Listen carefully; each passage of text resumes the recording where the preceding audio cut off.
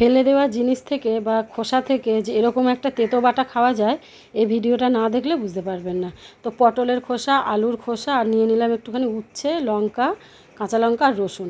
একটা ফ্রাইং প্যানে বেশ খানিকটা সর্ষের তেল দিয়ে দিলাম কালো জিরে ফোড়ন, দিয়ে দিলাম কয়েক টুকরো রসুন, দিয়ে দিলাম উচ্ছেগুলো আর সেই খোসাগুলো, পটলের খোসা, আলুর খোসা সমস্তটা ভালো করে ভাজা ভাজা করে আমি একটু স্বাদ মতো নুন দিলাম, চাপা দিলাম, দিয়ে ভাজা ভাজা করে আমি এটাকে নামিয়ে নিলাম।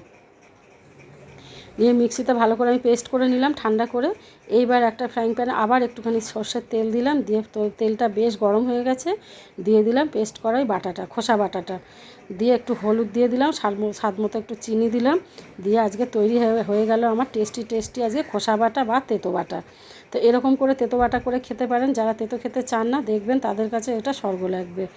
তো আজকের মতো তাহলে ভিডিওটা এখানেই শেষ করছি। ভিডিওটা ভালো লাগলে সাবস্ক্রাইব করে দেবেন।